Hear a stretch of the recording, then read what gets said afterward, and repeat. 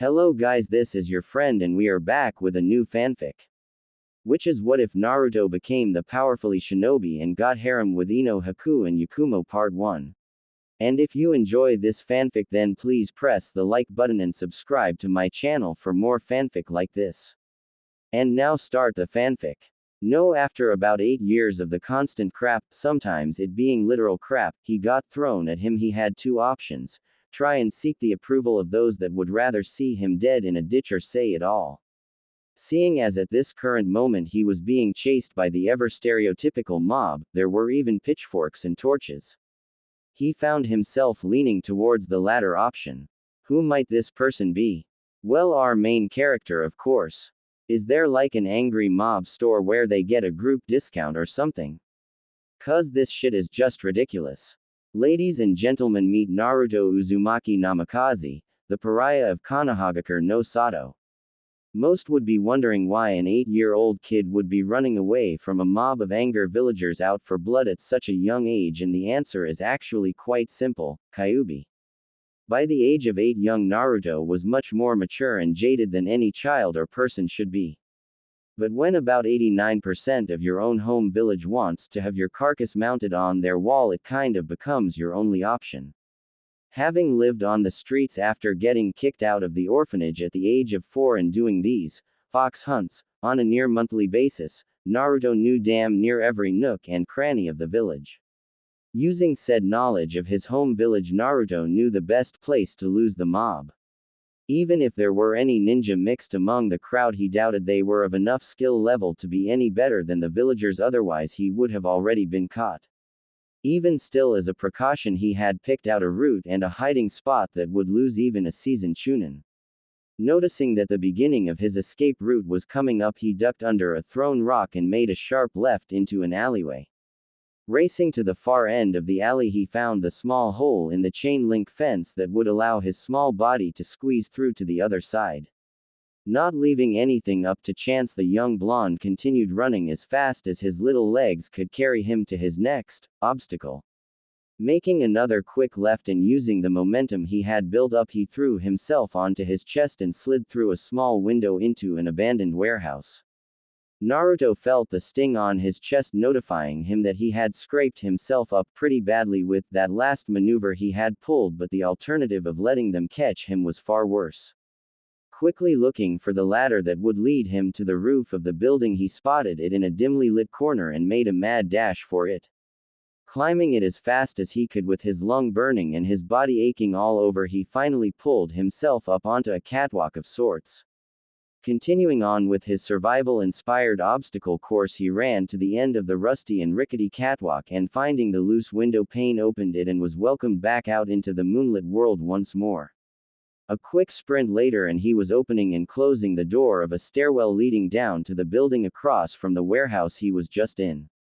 Considering this was the slums of Konoha, he highly doubted any of the members of the mob would still be following him at this point, so he jogged down the stairs, still being as quiet as possible just in case. Murphy's Law seemed to dictate his every move after all. Finally reaching the bottom of the staircase and consequently the end of his life or death Olympic sprint, Naruto could do nothing but collapse onto the cold concrete floor. Laying on his back, the only sounds that could be heard were those of the rats scurrying to and fro and Naruto's own ragged breathing. Even with his own Uzumaki enhanced stamina and Kyuubi adding to that, running for your life for the better part of a half hour would leave most anybody tired. I'd give you a 10 for execution, but your showmanship could use some touch-ups. Considering your age though, I am still rather impressed. Echoed a deep yet smooth and even-toned voice from somewhere in the building. As soon as our little blonde protagonist had heard the beginning of the words, he had instantly frozen up. Even now Naruto held his eyes shut and slowed his breathing and hoped with all that he was that Murphy had not him over yet again. As much as I would enjoy a game of opossum with you, I would much rather have a civil conversation. Finally the disembodied voice gained shape, though the shape wasn't exactly welcoming. The owner of the voice seemed to literally melt out of the shadows, shrouded in an all-black cloak that looked like it had seen better days.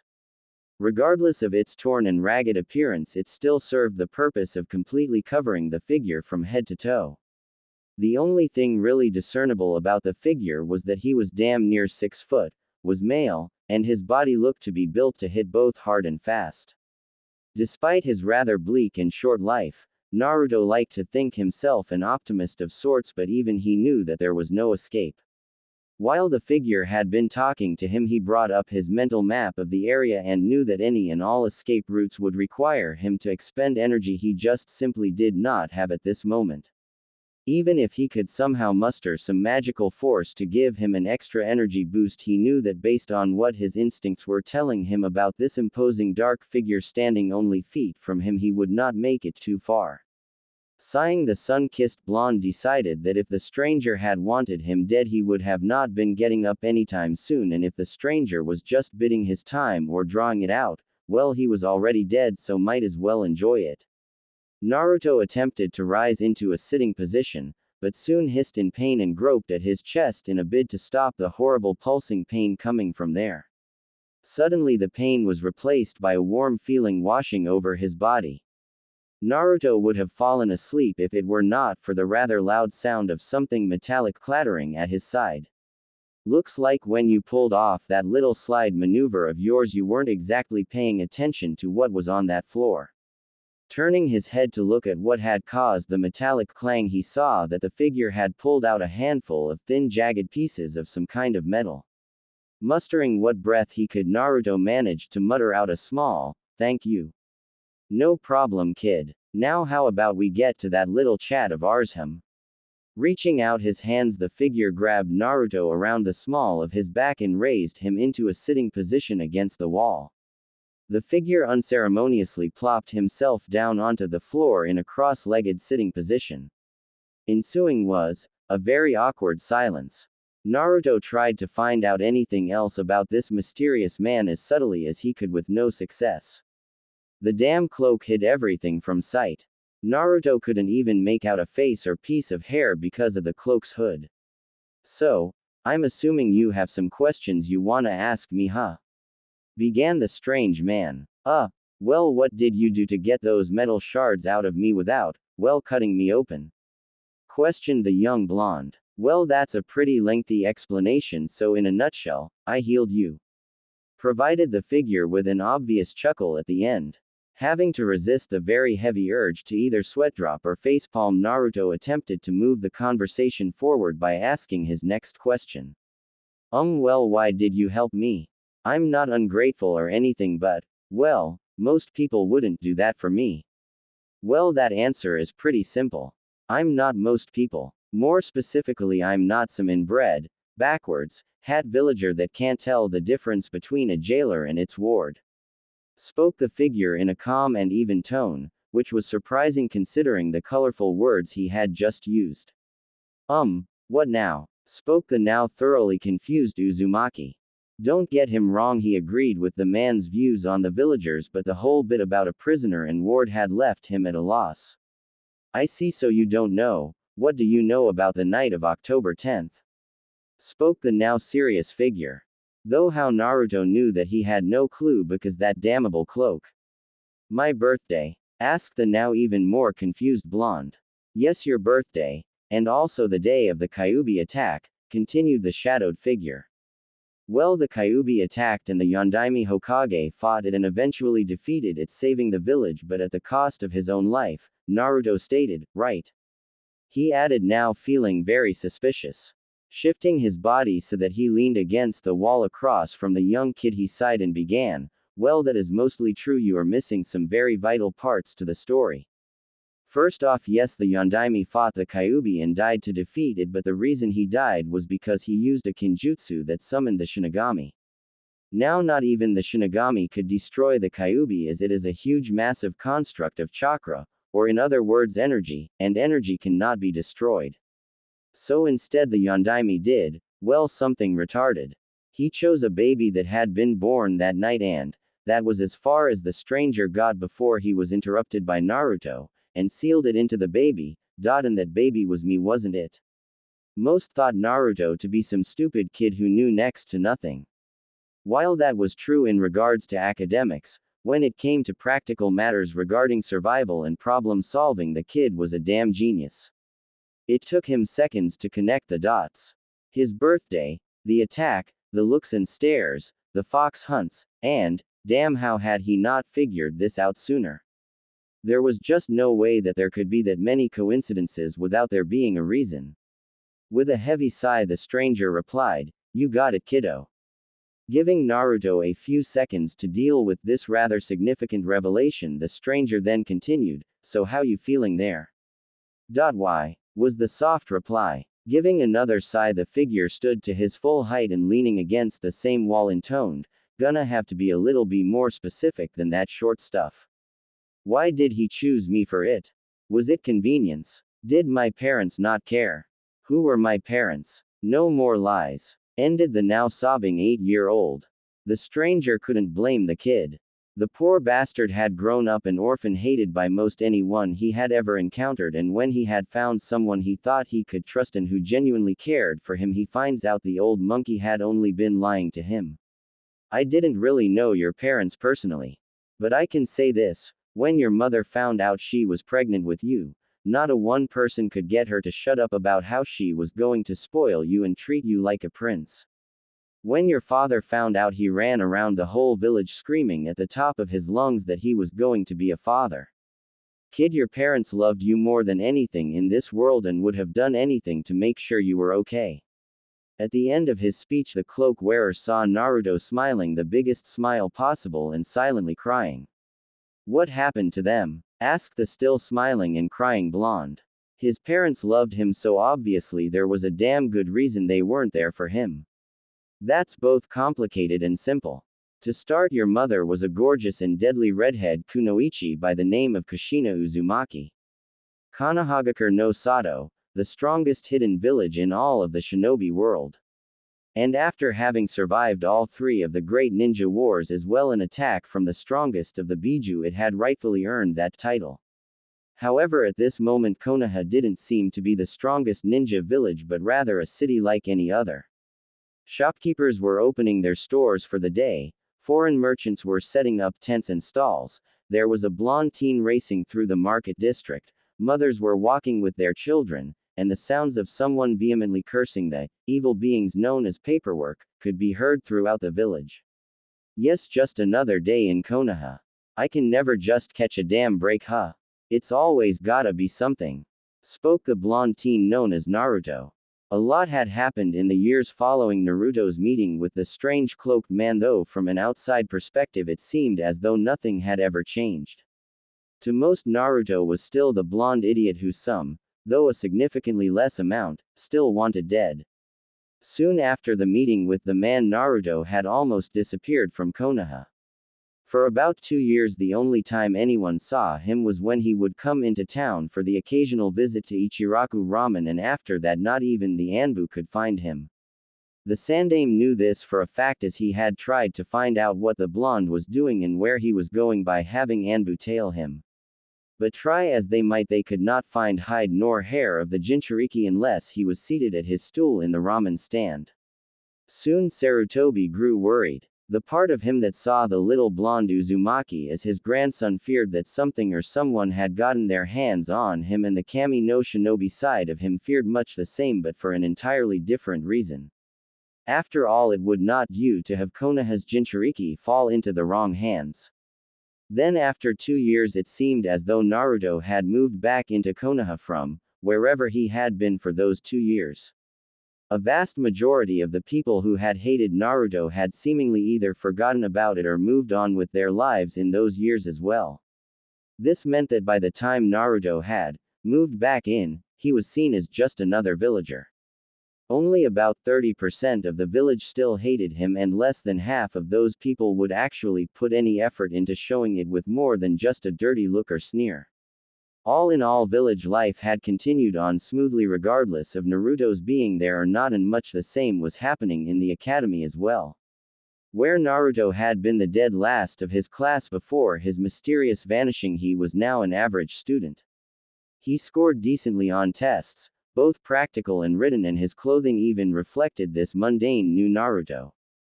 Gone was the bright orange jumpsuit, to be replaced by plain black shinobi pants with various pouches and taped at his ankles, a long-sleeved black shirt whose sleeves he rolled up to his forearms, black shinobi sandals, and black fingerless gloves with the Uzumaki spiral engraved on the metal plate.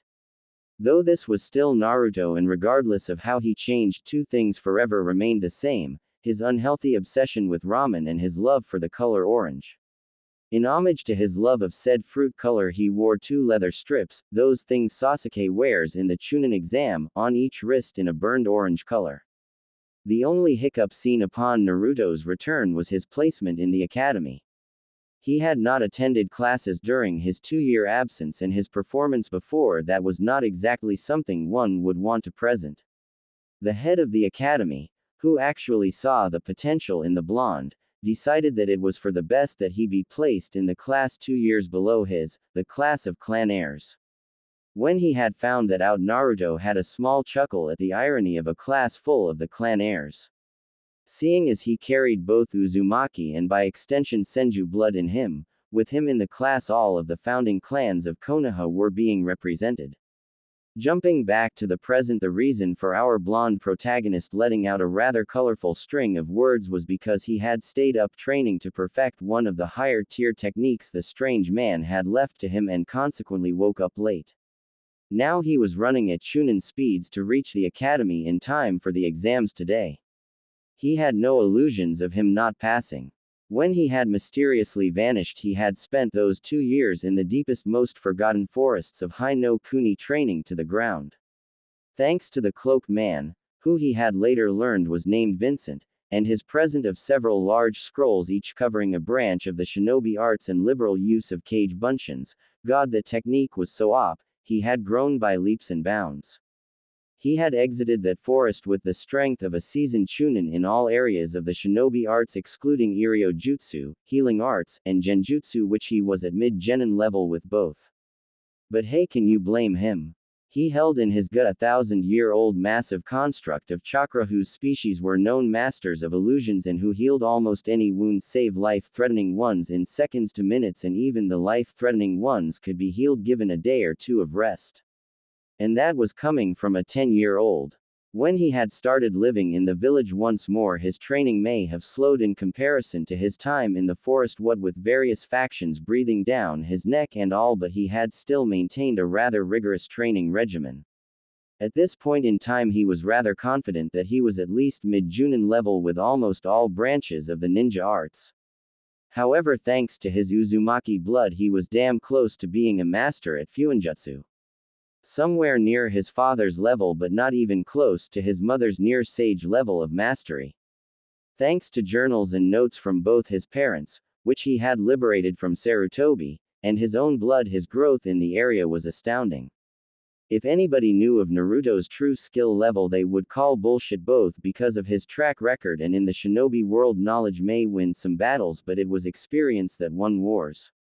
There was no better example of this than their own Hokage, Hiruzen Sarutobi. The man had seen more in his lifetime than even he was comfortable with admitting. Generally speaking, the man was, yes, a powerful shinobi with his library of jutsu, but it was his experience and know-how that allowed him to use said jutsu to their maximum potential and saw him survive the 3 great ninja wars, had won him innumerable battles, and had earned him the title of Kami no Shinobi. To those naysayers, Naruto would simply scoff. He had not trained that hard and learned as much as he did without knowing that. Both his mother and father had overly stressed the dangers of arrogance in their world. His father had stated in one of his journals that, an arrogant shinobi is a dead shinobi even if they don't know it yet. What people didn't know was that Naruto had indeed gained some battle experience these past 4 years. When he needed money, he would venture out, sometimes in a cloak reminiscent of the man who had saved his life, and bingo book in hand search out bounties. He started off only going after the smaller D-rank bounties in the first few months, but in the last year he had begun to hunt some plenty powerful C-rank missing nin. That wasn't taking into account the many odd creatures he had begun encountering occasionally when he visited the older parts of Hai no Kuni. They all varied in size and various shades of black or dark green, but it was easy to see how they were all of the same species. The creatures all had tight gaunt skin stretched across their frames, showing their bones in some sections, an elongated skull with sickly yellow eyes, a mouth full of teeth as sharp as any kunai, and they were nearly all covered in spikes that looked like broken bones that could be used as either a blunt weapon or a sawing blade depending on the individual creature. He did not know what the hell they were, but they were strong, fought in packs of 5 or 8, and were a pain to kill with their spiked hide. Back to the present once more, we see Naruto jump onto a tree branch next to the academy and leaping through a window land in his customary seat with arms folded and feet kicked up on the desk. "You can never just do anything halfway, can you?" came the giggling voice of one of Naruto's best friends, Yakumo Kurama. He had found the girl crying to herself when he was coming back from one of his many bounty hunts. Naruto could not stand the sight of a crying girl and so had gone to try and comfort her. He may have succeeded if not for the Edo demon that occupied her mind, taking advantage of its container's broken state and attempting to use Naruto to escape. The Edo had made a very big mistake trying this. The demon may have been powerful in its own right, but it was nowhere even close to the level of power that Naruto's own demon wielded. Suffice to say that Kyuubi did not like to share, especially when it came to its Jinchuriki. When the Edo had tried to take over the blonde's mind via genjutsu, it found itself face to face with a pissed kitsune. Kyuubi had then proceeded to absorb a quarter of the illusion demon's genjutsu power to give to its container. Since it was not a power of the bijus, the seal would not try and stop the chakra from spreading, allowing Naruto more power in the area of illusions. It then gave Naruto a seal much like his own, containing the rest of the demon's filth. Upon return to the living world, Yakumo knew that the preteen in front of her had helped to remove the evil from her and had lunged at him, crying and muttering, "Thank you," over and over into his cloak. Naruto merely patted her back and held her. When she had regained composure, he had explained what the seal he now had was and that it would siphon the power the Edo had back into her at a stable rate, allowing her to grow into the power. She had asked him to help her with her training and he had agreed to do so after suffering at the hands of the infamous puppy dog no jutsu. A year later he had asked why she thought he could help her when not even a Junin could, and she had simply shrugged and said, "Because something was telling me that you could." After a year of training with Naruto, the two had become near inseparable, and Yakumo was one of 3 people who knew the real Naruto and his story. Confident in her own prowess, she had asked the Hokage to allow her into the academy alongside the blonde and other clan heirs. After a small display of her capabilities, he had readily signed the paper admitting her into the academy. "Well, it is Naruto, so is it really a surprise?" came the other giggling voice to his left, belonging to one Ino Yamanaka. She had seen how well the two had been doing and in the last year of their academy days asked how. They had simply told her that they trained. Not fully believing them, she had demanded that they help her too. Then, after a small debate, they had agreed, and a month into the hell known as Naruto's Kick Your Into Shape bootcamp, patent pending, she could see the truth of their words. As she grew as a nin to be, she also grew in maturity.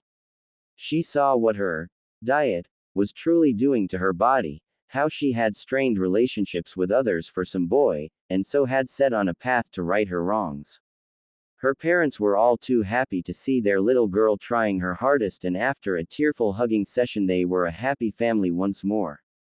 She had attempted to mend her friendship with Sakura, but the girl was too far gone as a fangirl and was convinced Ino was just trying to one-up her. Seeing that it was a wasted effort, she had reconnected with her childhood friends Shikamaru and Choji. Soon, though, it was obvious how close Ino had grown to Naruto, and she was often seen with him around the village along with Yakumo. The two preteens had seen what feelings the other had for the young blonde and started a rivalry of sorts to see who would claim the Kyuubi container first. They still respected the other though and kept it small and trivial, or as small and trivial as they could. The older generation often joked that the two's rivalry closely resembled the rivalry of one hip, silver-haired Junin and his youthful counterpart. "Why must the two of you be so mean to me?" spoke the now crying blonde. "Oh, hush up, you big baby," spoke the ever bossy Yamanaka. "You act like we actually hurt your She started only to stare in shock and slight rage as she saw the black-clad form of her crush wailing into the arms of her brunette rival who was currently consoling the blonde by stroking his hair, whispering things about the mean blonde not hurting him while she was around. Oi, the hell, she shouted at the two. See Ino, this is why he likes me more, Yakumo said while being as mature as possible. Okay, she was sticking her tongue out at Ino, but that's besides the point, right? He does not. Watch, I'll show you, you damn brunette. Rounding on the blonde, she instantly went from jealous and angry to sweet and innocent whilst pulling a bowl of ramen from somewhere. Oh Naruto, look what I got for our special day today, she damn near sang. The once wailing blonde was now happily munching on the bowl of ambrosia, to him at least, while leaning into the embrace of his fellow blonde. Seeing her plan working, she blew a raspberry at the brunette who was currently pounding her head on the desk, muttering, how could I forget the damn ramen? Alright, shut the hell up you brats and get ready, came the booming voice of Iruka Yumino, the class Chunin instructor. Get ready. The Genin exams begin now. Across the village in the Hokage Tower we find the Sandaime along with a group of Junin instructors peering into his crystal ball, watching the very same exams. Blowing on his pipe of whatever the hell he had in there, the cage spoke, you heard the man. It begins. Let's see this how this year's hopefuls do, nay. The first part of the exams will be a written, testing your knowledge of our history and some battlefield situations you may find yourself in. Iruka lectured as he and his assistant Mizuki passed out the test papers. You will have 1 hour to finish this exam and no more. If you are caught cheating, you will be penalized 3 points off your test. If you are caught twice, you will fail this portion of the exam, continued Mizuki. As soon as all the papers had been passed out, Iruka gave the signal to begin and the students were off. Right off the bat, a handful of the students from civilian families had earned a failed status. Iruka and Mizuki of course noticed far more than just those students cheating, but considering their methods of doing so met the cheating standards of the test, they simply ignored them. The ones that they, or at least Iruka, worried over were Naruto and his little group. Naruto seemed to have fallen asleep, much like a certain Nara not too far from him. Yakumo was merely looking out the window, and Ino was just filing her nails with a kunai. As time whittled down, more of the civilian students received a fail grade. Kiba had gotten caught once using Akamaru, Shikimaru had gotten caught trying to help Choji, and one of the fangirls had gotten caught attempting to help Sasuke, though he didn't much need it. Sakura had filled it out on her own prowess, if you could call it that. Shino, well, no one knew what the hell he had been doing behind that collar and dark glasses, and Hinata had used her Byakugan to help her out. After the clock had run out, the instructors gathered the tests and Mizuki led the class outside for the other portions of the exam while Iruka did some quick grading. Once outside, all the students proceeded to stretch or give some sign of relief, showing their happiness at finally getting out of the stuffy classroom. Alright, now we'll be moving on to the field exams. First up, we got accuracy tests. You will be given 10 kunai and then 10 shuriken. The goal is to aim for the center of the dummy. We will be going in alphabetical order, so Shino, you're up first. With that, Mizuki stood aside with a clipboard ready to write down the marks. Shino, in the style of a true Aburame, merely flung the kunai in groups of 2, showing as little effort as possible. He did the same with the shuriken, earning him a score of 17/20. One by one, the students went up, with the clan air group earning no less than 15/20 and Sasuke earning a 19/20, though Yakumo and Ino scored the same, which surprised everybody in the class. It was finally Naruto's turn, and deciding to show off a bit, he grabbed all 10 kunai in between his fingers and casually tossed them. Grabbing the shuriken in a show of speed and dexterity, he fired them off not even a millisecond later. None of the weapons hit the designated target, and most of the class was laughing at the blonde's mess up. Yakumo and Ino had to contain themselves from kicking all their for being. Hinata was shyly thinking some weird Naruto obsessive shit that cannot be mentioned with children around, and the other clan heirs merely stood to the side shaking their heads. Naruto UFAI was as far as the smirking Chunin got before he was interrupted by the voice of his fellow instructor. Actually, Naruto may not have hit the designated target, but he has demonstrated something even better. Each of his weapons has hit either a vital organ, an area that would leave the enemy near death, or a one-hit kill spot. So I think he deserves full marks on this one. Don't you, Mizuki? Spoke the scarred the Chunin. Gritting his teeth in anger, the scarred Chunin replied with a strained, "You're right, Iruka. Kid's good, I'll give him that." Spoke a certain Cyclopean Junin. "You are correct, my eternal rival. The young Uzumaki's flames of youth burn Bree. Damn it, guy. Shut the hell up. Now is not the time for your flames of youth. Such unyouthful words coming from a lady. Enko, a woman such as yourself should not utter such. For Kami-sama's sake, if you don't shut the hell up, guy, I will personally make you more aerodynamic by removing what makes you a man. Let's get back to those genin exams, yay. There's no way the idiot scored better than my Sasuke-kun. Guess who? Sakura, I swear if you utter one more word I will show you why spies fear getting a visit from someone like my daddy. And let me tell you this, we Yamanaka give a new meaning to the term. Got it? After the Yamanaka heir had said her piece, many students had gained a new fear of crossing Ino. Moving on then, spoke the slightly fearful pineapple-haired Chunin. In his short stint as an Anbu he had heard many things about the famed Yamanaka interrogators, and suffice to say even Ibiki feared them and their Kekai Genkai. We will now be moving on to the taijutsu section of the exams. You will either be paired with me or Mizuki based on a random drawing. You will have to last anywhere between 1 to 2.5 minutes in the ring to pass. No weapons or jutsu of any kind are allowed, though you may use chakra to enhance your body. If you step out of bounds or are soundly defeated by either of us before the time limit, then you will fail this section. Keep in mind you must pass at least 3 of the 4 exams in order to receive a headband from this academy. Line up in any order, and when it is your turn, draw a name from the hat. In groups of 2 the line thinned until only the Uchiha heir and the Uzumaki heir remained. Naruto decided to go first and, sticking his hand in the hat, drew out the first piece of paper he felt. Unfurling the paper he read aloud with a grin, "I got you, Iruka-sensei. Guess that means you get Mizuki then, Sasuke." And to that the emo merely h'd, "Yup, Sasuke officially had his own verb." Strolling into the ring, Naruto and Iruka bowed to each other before assuming the academy stance. "Don't go easy on me now, Naruto, you got it?" Spoke the grinning Chunin. "Well, I don't know you are getting on in years there, sensei," joked the blonde genin-to-be. "Naruto, I am so kicking you for that comment now.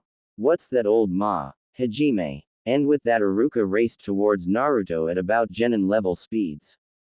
Deciding to start off simple, Iruka began his assault with a simple punch aimed at the blonde's face.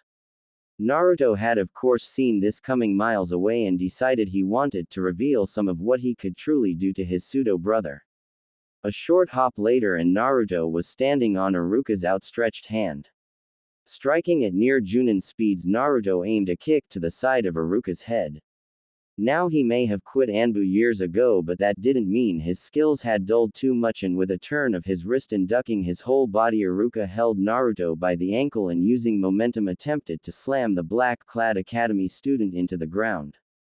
The Jinchuriki may have been surprised at this turn of events, but he quickly recomposed himself and, seeing what was happening, stretched out both arms and pumped a bit of chakra through the limbs, allowing him to stop his body from meeting the ground without injury. Using the chakra built up in his arms, he pushed back against Iruka and, using his free leg donkey, kicked his sensei in the solar plexus, successfully knocking the wind out of the tan Chunin and freeing his other leg. Taking advantage of his sensei's lack of air and surprise, he twisted his body from being on the ground on all fours and in little more than milliseconds was in the air with a kick heading straight for the instructor's ribs. Iruka, not wanting to get hit in the chest twice in a row, brought up his left arm and blocked the kick aimed at his ribs. To his surprise, he actually felt the bones in his left limb rattle from the power of his student's kick. Sending chakra through his left arm to dull the pain and making note to dodge instead of block any further attacks, the scarred man used the same hand he had used to block to grab Naruto's outstretched hand and use it to pull the blonde into his range. With Naruto quickly heading towards him, Iruka twisted around so his back was to his pseudo-little brother and forcefully rammed his right elbow into the surprised academy student's gut, sending spittle all over his shoulder. Trying to not give the blonde room to counter, Iruka kept his hand wrapped tightly around Naruto's wrist and sending his right arm under the armpit of his student, he once more tried to slam the Kyuubi container into the ground. This time Naruto let his legs fall to the ground first, absorbing the shock and once again stopping him from meeting Mother Earth. Letting his body go completely slack on the ground, he used his free hand to grab onto Iruka's arm that was still latched onto his own, and curling into a semi-ball he pulled himself up and his sensei down to introduce the bottom of his sandals to Iruka's face. The last thought Iruka had before he made out with Naruto's sandals was, "This is gonna hurt like a bye." As the last 2 rounds of the taijutsu test had started, many of the students assumed that the match between Sasuke and Mizuki would be the one to watch. But with Mizuki trying to suck up to the Uchiha heir by going easy on him and leaving all kinds of openings in his attacks, it was over before Naruto and Iruka had even started theirs. With that, all the students turned to watch their other sensei fight with Naruto. Based on Naruto's standing in the class, the students had assumed it was going to be nothing special, but boy were they surprised when Naruto had, in the blink of an eye, stood on Iruka's arm and lashed out with a kick aimed at their sensei's head. As the match continued, the jaws of everyone there continued to drop lower and lower. Even Yakumo and Ino were surprised at the level of power the two were fighting at. They knew Naruto was strong, but he had never showed them how truly skilled he was. Everyone was even more surprised with how evenly matched the two were. The students of course knew that their instructor was strong in his own right, but with as comical and boring as he seemed most of the time, they would have never imagined that Iruka could fight at such a level. In the Hokage Tower, the group of Junin and even the Hokage himself were shocked at the level of skill being displayed by an academy student and a Chunin instructor. Some among the group knew that Iruka had been in Anbu at one time, but thought that after years of teaching at the academy that his skills would have dulled considerably, but here he was grappling and fighting at a mid-Junin level. Even more surprising was the fact that one Naruto Uzumaki was the one responsible for pushing Iruka to fight at that level. Now what the academy students didn't realize was that this was even more shocking because this was pure taijutsu being used.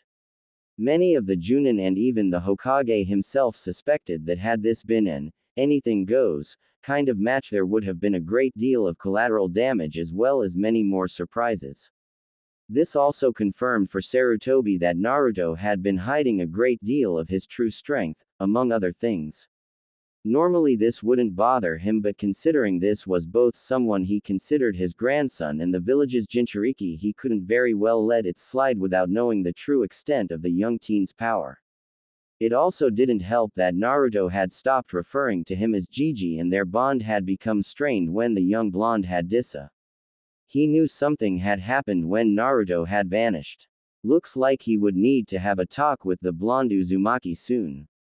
As Naruto was helping Iruka walk back to where the rest of the class was, his instincts screamed that something was going to happen soon. Taking note of it, he broadened the area that his senses normally encompassed to a slightly larger area.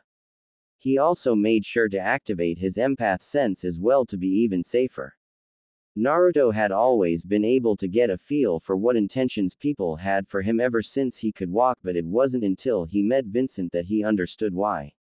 It seemed that being an empath was somewhat of an Uzumaki trait, and it had appeared in several of the Uzumaki clan's greatest clan heads to some degree. He guessed that he must have inherited it from his mother, and thanks to having the mightiest of the tailed beast stuck in his gut, the sense had been amplified to even greater heights. He wondered if it would be passed down to any children he had, like a Kekai Genkai. For the moment he just put that thought into the "ask Kyuubi later" pile. Alright class, onto the last portion of the exam. You will be asked to perform the basic 3 academy jutsu, Kawarimi, Henge, and Bunshin. If you have anything else you feel would showcase another skill you have, this would be the time to do so. Anything you show will be counted as extra credit, announced Iruka. Majority of the civilian students fared decently enough on at least 2 out of the 3 jutsu, and a handful of them even had some other jutsu or skill they had learned elsewhere earning them their headbands. The clan heirs all did perfect on the basic 3, and all of them had a clan jutsu to show off what their clan was known for. Deciding to return to his average performance again, Naruto performed the 3 jutsu as asked, and as extra credit performed a minor wind jutsu that would put out campfires or cover tracks, which disappointed Iruka, Yakumo, and Ino, as they had wanted to see what else Naruto could do. Wrapping his arms around the shoulders of his 2 best friends and with his patented foxy grin on, Naruto said, "So girls, we've passed our genin exam and are free the rest of today. What say we go celebrate?" "Sorry Ruto, but daddy and my mom wanted to have a family dinner to celebrate tonight," sighed the slightly saddened Ino. She loved her family dearly, but she was still very tempted to go with her crush. "Yay, my aunt and uncle wanted to do the same. Sorry Naru-kun, but I promise we'll do something together tomorrow, okay?" Yakumo said, trying to cheer up the blonde. Though his foxy grin was now gone, he still smiled to cover up his sadness in front of the girls. "Yay, of course. Don't even worry about it. You two go home and have fun, alright?" With a hug and a kiss on the cheek from both girls, Naruto found himself alone. He had come to accept his life as an orphan long ago, and thanks to his somewhat sensei Vincent, he had gained closure with the matter. That still didn't make it any less depressing on days like these. As he mused on what it would have been like had the events the night of his birth not happened, he found himself in one of the taller trees surrounding the village walls. As he was gazing at the moon, his senses flared, and his empath sense, he really should come up with a name for it, warned him that there was someone feeling very anxious and devious close by. Turning around and sending chakra into his eyes to allow him to see further, he spotted a man he didn't really like and who didn't really like him carrying something he shouldn't. Deciding to take out some of his more negative feelings on the bastard, he jumped down onto a lower branch and waited. Kami-sama, this guy was slow. Right as Naruto's patience was about to run out, Mizuki burst out of the foliage with a crazed grin on his face. Naruto's sweat dropped at the fact that Mizuki hadn't even noticed him yet.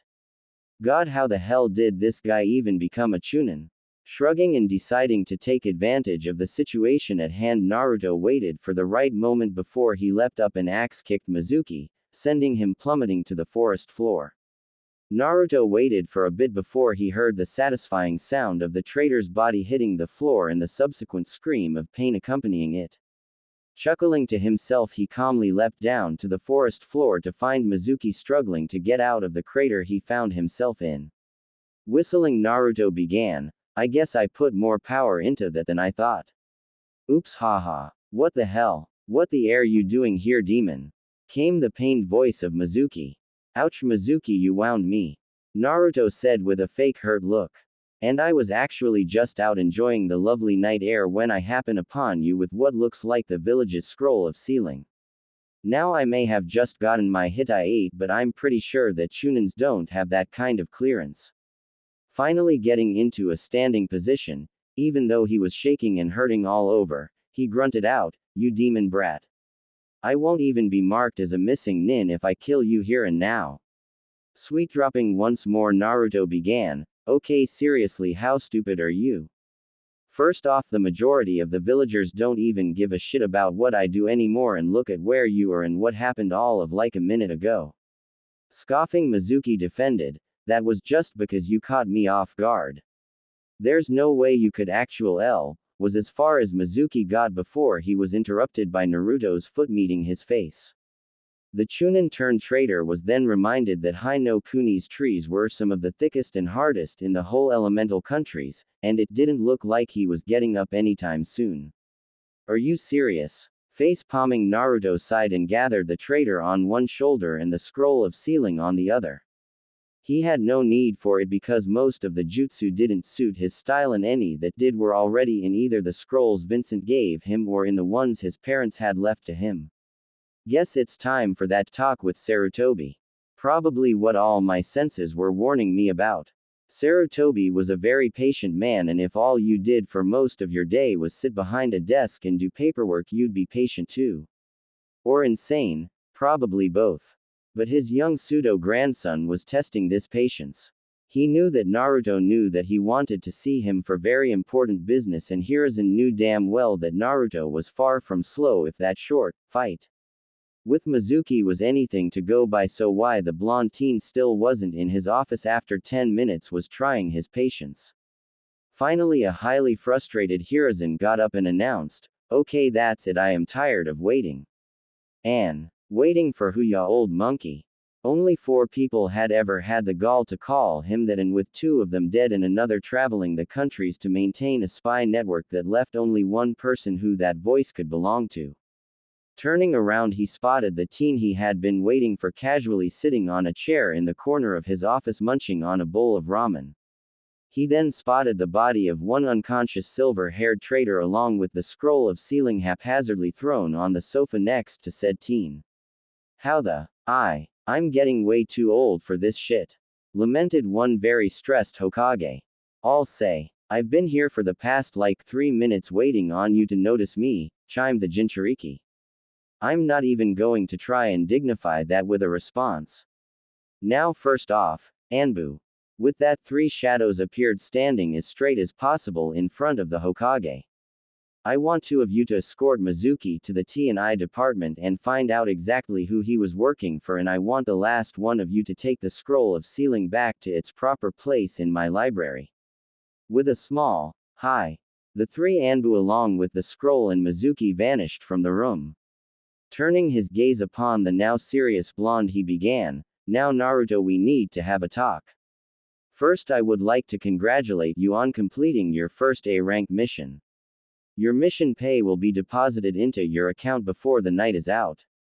However, we have more pressing matters to attend to." Sarutobi noticeably sagged in his chair and assumed a look that showed how old the man actually was. "What happened to you? First you disappear for 2 years, and when you come back you're hiding things from me. You stop calling me G." "Let me stop you there, Sarutobi." Naruto cut in with an uncharacteristically serious tone and stern look. "I'm gonna tell you this right now. Where I went and what I did is frankly none of your business. All I will tell you is that I received help from someone, and that same someone revealed to me things that had been kept away from me for far too long." Sarutobi noticeably cringed at that. "I feared that that was the case. I take it you know everything then. Everything from the fox to whom my parents were, yes. Something you continuously lied to me about on several occasions. And that is the reason I no longer call you Gigi. You lost all the respect I had for you that day. But Naruto, you have to understand why I did it. I understand perfectly, Hiruzen. You were protecting the village from Iwa and Kumo coming for blood. And don't say it was for me. Had I been just any other child you wouldn't have cared. It's because I'm the village's weapon on a leash that you did all this. But what you don't understand is that though you may have saved the village and me from Iwa and Kumo, but you damned me to a hell designed by the very same village you had sworn to protect. Naruto, they were just idiots that knew too much because someone thought it was a good idea to blab who the container of the demon was. The same demon who not hours before had nearly decimated the whole village. But your father wanted for me to be seen as a hero, yes, but that's not what he had in mind. Why do you think nobody knew that my mother was the container? Why no one knew that Mito Uzumaki was the container? They were powerful kunoichi married to equally powerful shinobi, cages no less. And even they feared what would happen if the secret were to get out. At this point, Sarutobi's age as well as the sins he had committed had really begun to show on his face. Even sadder was that at this moment he had stopped being the Hokage and was now just an old man who had made far too many mistakes in his long life. "Please, I'm sorry, Naruto," cried the broken man with tears running down his face. "I had your best intentions in mind. I never meant for any of this to happen. At one time I loved you like a grandfather. You were one of the few people I would have given my life for. I respected you. At one time you were truly the Kami no Shinobi, a respected and feared man. Now all I see is an old man who is too afraid to rock the boat for fear of another war breaking out. Maybe you should listen to yourself for once," sneered Naruto. You're always preaching about Konoha and the will of fire, and you're right. There is a reason we came out of all three of the shinobi world wars not just alive but as the strongest of the hidden villages. Why we were able to survive an attack from the strongest of all the Biju and come back from it. This village stands as the strongest for a damn good reason. It's because we fought tooth and nail to earn that title. As Naruto finished venting all that he had pent up for years to the old Hokage, he walked to the window and opened it. And you're right, you did have my best intentions at heart, but remember, the road to hell is paved with good intentions. Goodbye, Gigi. With that said, Naruto leapt out into the village, leaving the broken man. As Naruto spoke his last words, something inside the man had snapped. I have lived my life regretting far too many things. I'm no better than Tsunade trying to drown her sorrows in liquor and gambling. It was because of this sorry state I was in that Orochimaru got away and is now one of our biggest threats. Enough is enough. I am the Sandaime Hokage, Sarutobi Hiruzen. I earned the title of Kami no Shinobi through blood, sweat, and tears. This is my village. They are my ninja, thought the now revitalized man. Looking at where Naruto last stood, he thought, Naruto, I have made a mess of not just your life but of so many others, and for that I am sorry. I may never earn the right to be called your Gigi again, but I promise you that I will try my damnedest to become the man you had once respected. With a steely look in his eyes, he began to work. And on that night, a fire not seen in decades began to burn once more. The Kami no Shinobi was back. Today was the day that some Junin looked forward and others despised, Genin Assignment Day. Even those that weren't going to be Junin senseis were here to see how the Genin hopefuls had done as well as who Kakashi would be failing this year. Of course, said Scarecrow wasn't even here yet, which wasn't surprising in the least. Finally the Hokage walked in and immediately all talking stopped, and not out of respect for the Hokage but more out of shock at the aura they were feeling from the man. Many of the younger Junin were surprised at the almost oppressive aura the Sandaime was putting out, and others like Asuma and Guy hadn't felt this aura around him since the Third Great Shinobi War when the man was much younger. Asuma merely smirked and thought, looks like Dad got his fire back. This is gonna be interesting. Right as the Hokage had opened his mouth to speak, Kakashi shunshined into the middle of the room, book in hand, and lazily drawled out, sorry for being late, Hokage-sama. I was. Enough. Hiruzen shouted, flaring his chakra slightly, showing them why he was Hokage. I have heard enough of your excuses, Kakashi. I've let it slide before because you are one of the more powerful shinobi we have in our forces, but no more. You are a ninja of this village and I am your Hokage. When I tell you to be somewhere at a certain time, you will be there 5 minutes early. Do you understand me, Junin? Kakashi noticeably straightened his posture and instantly put his book away. Hi. It won't happen again, Hokage-sama. And with a bow, Kakashi walked back to his fellow Junin. He may be strong and Sarutobi may have aged, but he had no doubt that the Hokage could still bat him around like a pinball if he so chose. Now, like I was about to say, we are here to assign Genin teams. As usual, those Junin who either volunteered to become senseis or were persuaded to do so, at that he cast a glance at Kakashi, have already voted on who they would like. So those of you who chose to teach these Genin, please step forward. At this, Asuma, Kurenai, Kakashi, Hayate, and Genma stepped up in front of the Hokage's desk.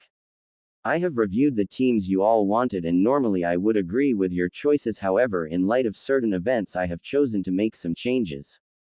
Many of the Junin senseis were surprised at this. They thought that they had given justifiable enough reason to get those that they had wanted. Asuma, you had wanted to train the next Inoshika Cho team, but I fear that our enemies will have by now made proper countermeasures to combat said team. Instead, you will be getting Team 10 consisting of Shino Aburame, Choiji Akamichi, and Sasuke Uchiha. At this, some of the Junin gasped. They had figured that Kakashi would have gotten the Uchiha heir due to the Sharingan. Even Asuma was surprised by this and showed it by asking, Dad, you sure about this? I mean, I can see your logic, but the Uchiha? I'm hardly capable of teaching a Sharingan user. Besides, what would the council say? You are correct. You aren't capable of teaching a Sharingan user. But you won't be teaching a Sharingan user. Young Sasuke has as of yet to even unlock his family's dujutsu, and he will already have more than enough resources to train said dujutsu when that time comes. I am giving him to you so that he can learn to fight without the use of his Sharingan. Hiruzen calmly spoke. Secondly, what of the council? I am the Hokage and these are my ninja to command as I see fit, and they have no say in these matters. I see. Sorry for doubting you, Pops. With that said, Asuma rejoined the line of Junin. Moving forward, Ms. Yuahi, you will be getting Team 8, which will be Hinata Hyuga, Shikamaru Nara, and Kiba Inazaka. Though the young Hyuga is under a probation of sorts. Thoroughly confused and worried about what the Hokage meant by probation, the red-eyed beauty inquired, Hokage-sama. What do you mean by probation? That's quite simple. The heiress is far too shy for this line of work. If she has not made a significant amount of progress in said area as well as skill, then she is to be removed from the program and recommended to join the Med Corps instead.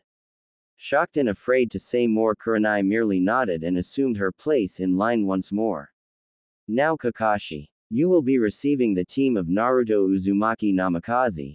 As he said this, many Junin had their jaws hit the floor. The kid was the son of their Yondaime. After thinking about how similar the two looked for all of 4 seconds, those same Junin face-palmed.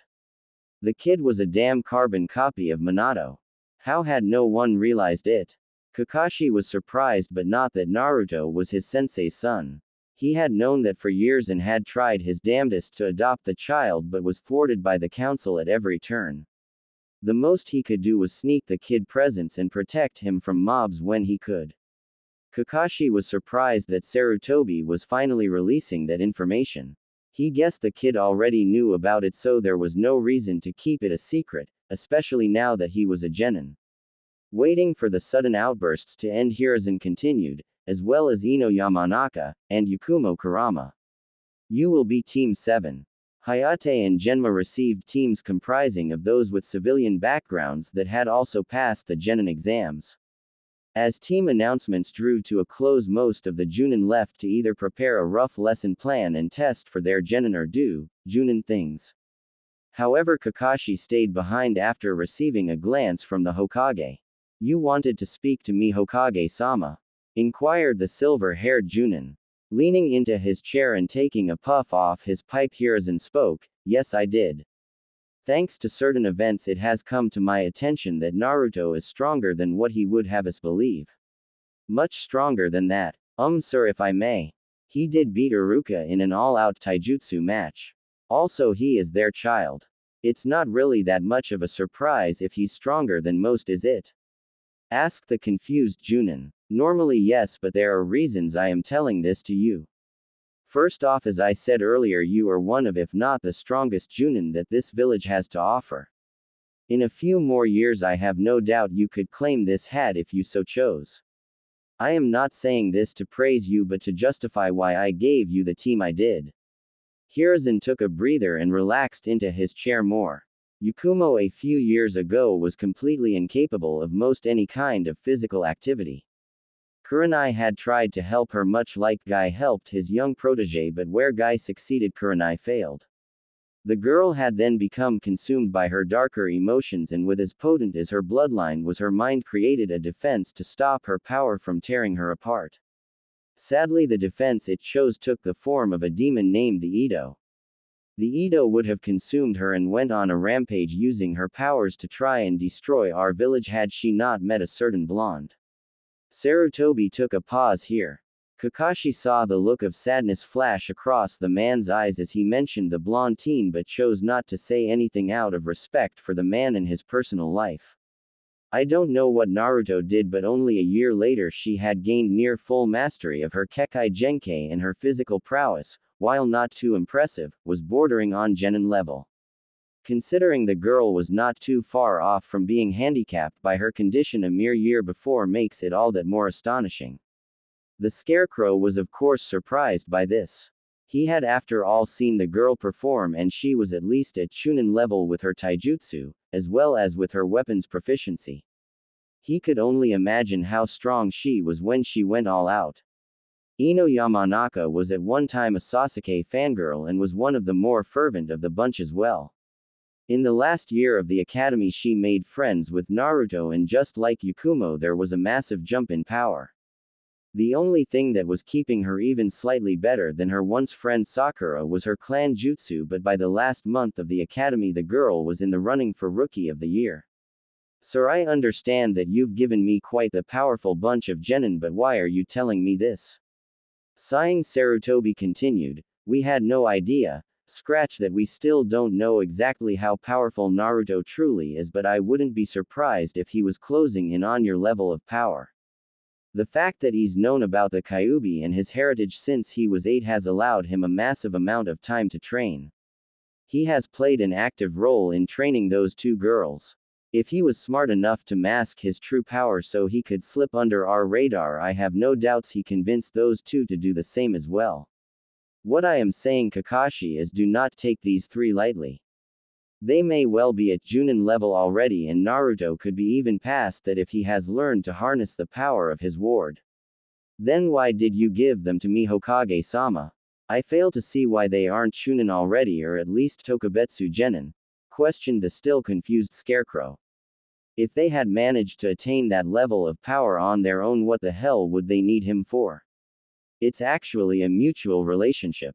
I'm hoping that they'll rub off on you and give you a reason to get even stronger than you are, and I hope that you will guide them on the path they have chosen to walk. They may be powerful, but they are still just young children about to be thrown into a world of liars, thieves, rapists, and murderers wearing the guise of heroes. You know this just as well as I, Kakashi. They will need someone to guide them through those trying times we all go through. Hi, I understand, Hokage-sama. If I may be excused now, Kakashi said as he bowed. Yes, you may go. Wow, Mizuki really went down like that? Spoke a sweat-dropping Ino. Yeah, I know the guys was pretty weak compared to us, but geez. Spoke an equally sweat-dropping Yakumo.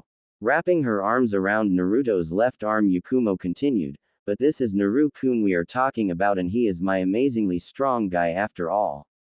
Yakumo said as she laid the sweet innocent girl act on as hard as one possibly could.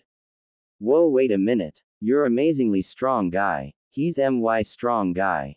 Once again doing one of her famous 180s in personality, she stuck Naruto's right arm in the middle of her blossoming cleavage and batting her eyelashes she continued, isn't that right, Ruto-kun?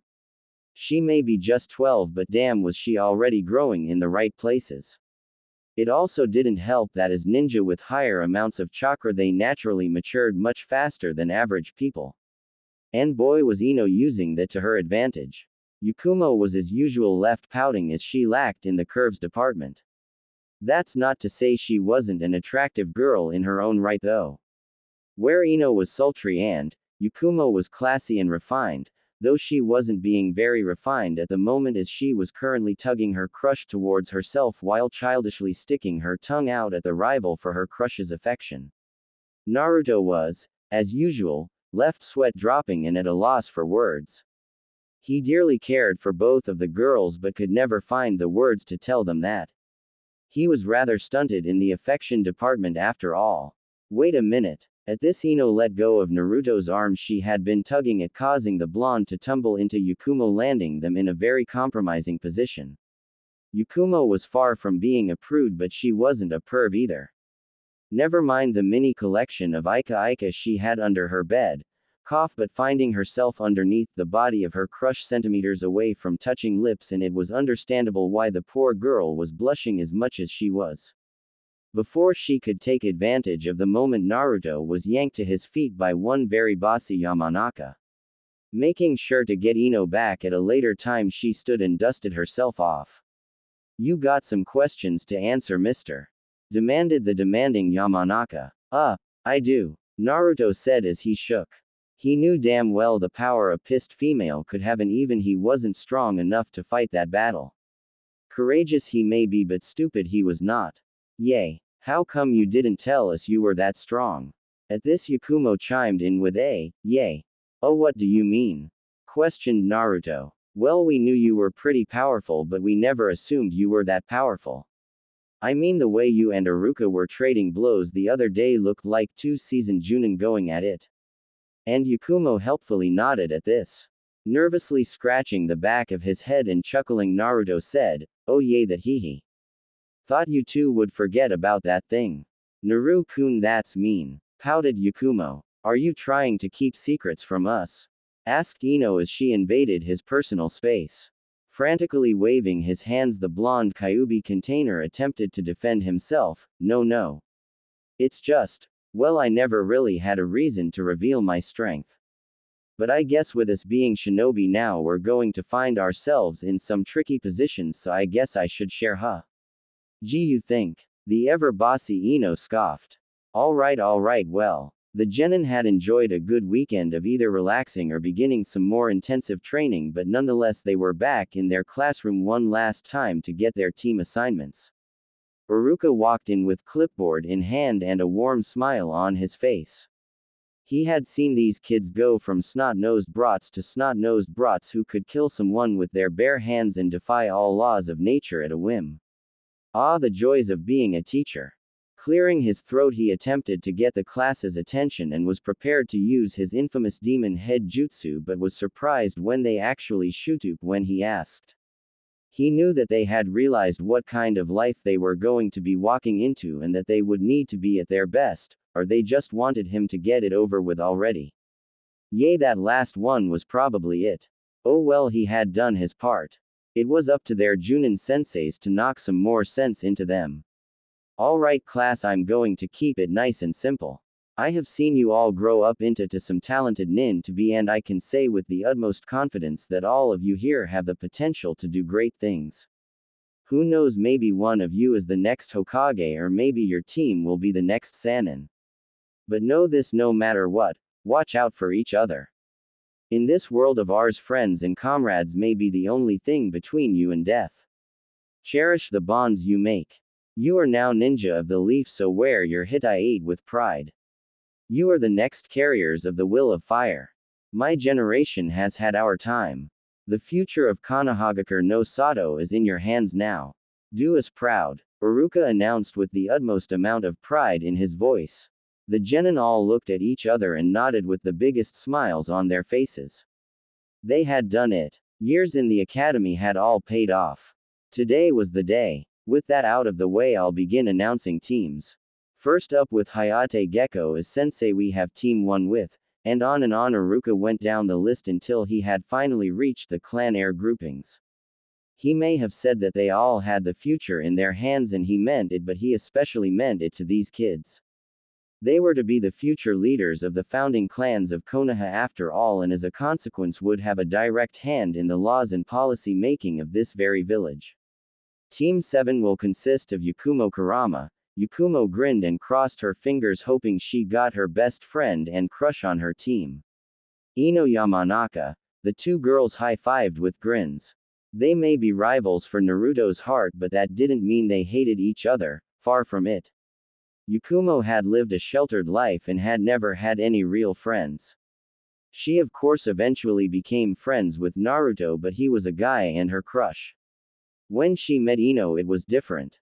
She could talk to her about girl things that she couldn't very well talk to Naruto about. Ino was much the same.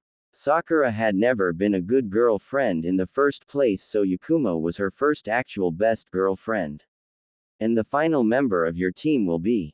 Aruka paused intentionally. He had to milk this moment for all it was worth. Both the girls latched onto Naruto like he would disappear at any moment. Naruto Uzu was as far as he got before the two girls screamed in happiness that they had gotten their crush and pseudo-sensei on their team. They may be kunoichi now, but they were still preteen girls with a crush after all. Naruto merely sat there with his foxy grin on. He had worried that they wouldn't be placed on the same time, but maybe this was the Sandame trying to apologize to him. He knew that that was probably the case, but he also knew that the man may also have ulterior motives. Alright, you two. Let me finish. Yay. Now, as I was saying, your final team member will be Naruto Uzuma. I'm so stupid. The genin were surprised, as Aruka was never one to curse without good reason, and he was now also pounding his head on the desk. What the hell was he doing? Naruto narrowed his eyes at this. Unless our sensei is the Hokage himself, there is no way that Iruka would have reacted like that. There has to be something to this, but what was? Oh shit, the old man did he? Taking a break from making a spectacle of himself, he gave Naruto a pointed look and asked, "Did you know about this, Naruto?" "Know about what, Iruka-sensei?" asked a very suspicious blonde. "Your full name?" At this, all the students turned to look at Naruto. He had a longer name. They had never paid much attention to him, and since there wasn't an Uzumaki clan compound, they had just assumed his parents were either civilians or forgettable ninja that had died when he was young or something. Naruto sighed before he replied, "Yay, since I was 8. My old sensei told me the whole story." Whoa, wait, Naruto had a sensei when he was young. That explained how he showed up and started doing as decently as he was, as well as his 2-year absence from the village. But what was this whole thing about his name? Guess the Hokage wanted it to be known finally, so do you mind? Inquired Iuka. If he told these kids, there was no doubt the news would spread like wildfire among the village. Knowing the villagers, they would either riot in denial, though not very likely, or turn Naruto into a damn celebrity. And he knew Naruto wasn't comfortable with either of those options. Yay, sure. I can handle any backlash it may cause now. I have a feeling the Hokage is prepared as well if he's releasing it, sighed Naruto. This was gonna be a long day. Okay, if you say so. The final member of Team 7 is Naruto Uzumaki. Namikaze. It took most of the others to remember why that name was famous, but when it clicked, their jaws dropped. Naruto was the son of their Yondaime Hokage. Due to the shock, Kiba accidentally said what everyone else was thinking. Holy shit, Naruto is the son of the Kiroi Senko, Yellow Flash. The only ones not shocked at this discovery were Yakumo and Ino. When Naruto had told them he would share his secrets, he damn well meant it. He had told them everything. The fox, his heritage, his sensei, why he met his sensei, all of it. Iruka coughed as a way to try and regain some semblance of order in the class. Team 7, your Junin sensei will be Hatake Kakashi. At this, Naruto was surprised. Why wasn't Kakashi teaching the Uchiha kid? He was the only one in the village who could possibly train the kid on how to use his Sharingan. Team 8 will be Shikamaru Nara, Hinata Hyuga, and Kiba Inazaka. Your sensei will be Kurenai Uehi. There was no whoop or anything. After that bombshell, the kids had been stunned to silence. Taking advantage of the unusual drop in volume in the class, Iruka continued, Team 10 under Asuma Sarutobi will consist of Shino Aburame, Choji Akamichi, and Sasuke Uchiha. Grabbing his clipboard and some papers, Iruka said his final words to his now ex-students, "I'm proud of you guys. Remember, my door is always open to any of you. It was an honor teaching you kids.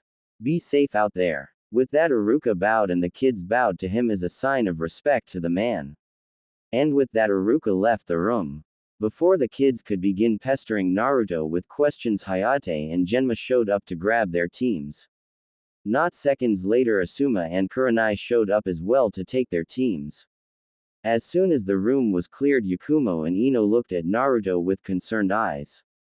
"You sure you're gonna be able to handle it, Naruto? You remember what you told us might happen if the village ever found out, right?"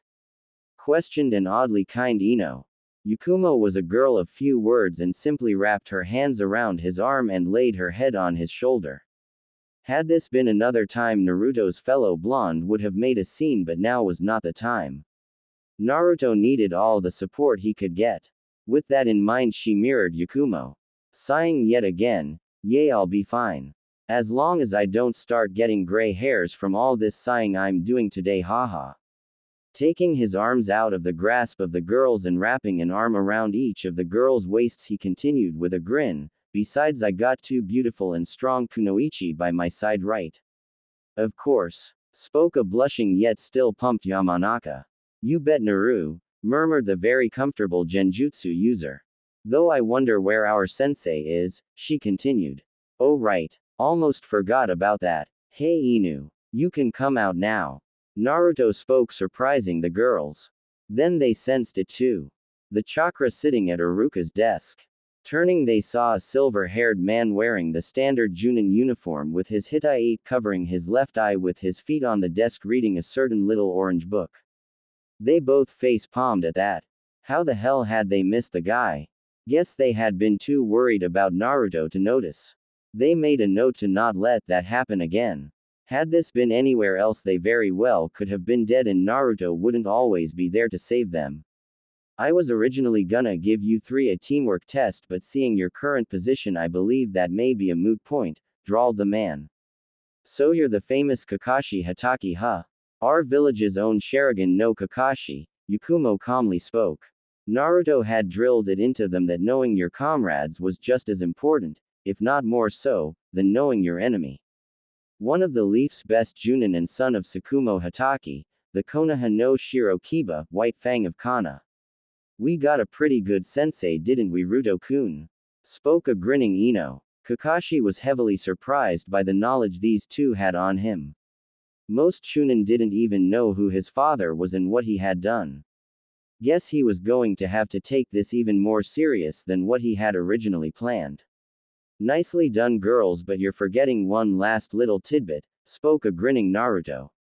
Turning to Kakashi, he began. He was also the student of my father in the second incarnation of Team 7 and only a few years later was a well-known Anbu captain and was in the running for taking the position of head of the Anbu Black Ops. Naruto walked down to meet Kakashi and stuck his hand out. He was also one of the few people who ever gave a shit about me. How've you been? Inu ni. Finished the now smiling Genin. Kakashi just chuckled and shook his head. He really was in for it with this team. Good to see you again too, Naruto ni. Okay, so now that we are an official team we need to get some things out of the way first. You three know each other better than anyone else in this whole village, but as your sensei I need to know you three just as well so we can actually work together efficiently. At this the three Genin nodded. He wasn't wrong. Just because they could work flawlessly together didn't mean anything if their Junin leader knew next to nothing about them and their styles. He had much more experience and was far stronger than them, well except Naruto. Even still he did have an edge over even Naruto. He had been raised and fought in the last great ninja war and had seen and done things they may never have too. So to start it off, let's share our likes, dislikes, hobbies, your dream for the future as well as general strength level as well as what you think your specialty is. Pointing at the sole person with a normal hair color on the team he said, why don't you go first, Shy One? At that comment both Naruto and Ino chuckled. Yakumo, shy. With a noticeable tick mark she began, first off I'm not shy you damn scarecrow. I just prefer not to say much, got it? Anyways, my likes are Naru-kun, Ino, and T. My dislikes, when Ino tries to steal my Naru-kun from me, people who intrude on me when I'm trying to get some peace and quiet, arrogant jerks, and people who use others. My hobbies include painting, observing others, meditating, and sightseeing. My dream for the future is to have a happy family with Naru-kun. My general strength level. Well, Naru-kun says I'm around low Junin level without my genjutsu. And my specialty is of course my genjutsu, though I'm fairly decent at Iryo jutsu as well as stealth. An assassin who can make her genutsus come to life. If there was ever more of a perfect assassin, she'd be it. Alright Blondie, you're up next. At this both Naruto and Ino looked at each other questioningly. Kakashi sweat dropped. Hee oops. Female Blondie, you go next I guess. Deadpanning Ino started. Dumbass. My likes are Ruto-kun, Yakumo, my family, and vegetable stew.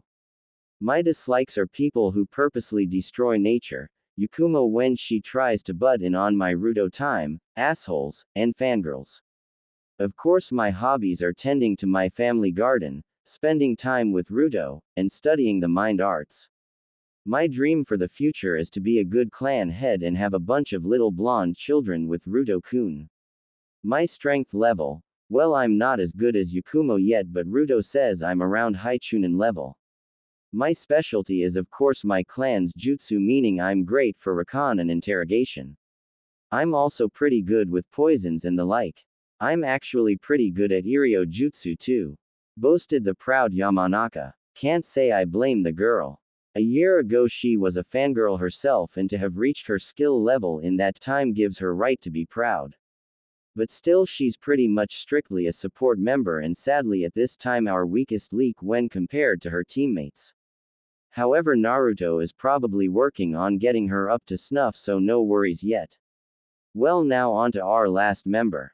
Your turn, short stack, the Junin said with a teasing eye smile. How the hell could an eye smile be teasing? The teen grew a tick mark. I grew, damn it. And he was right. When he was a kid he had been rather malnourished and so was pretty short for his age.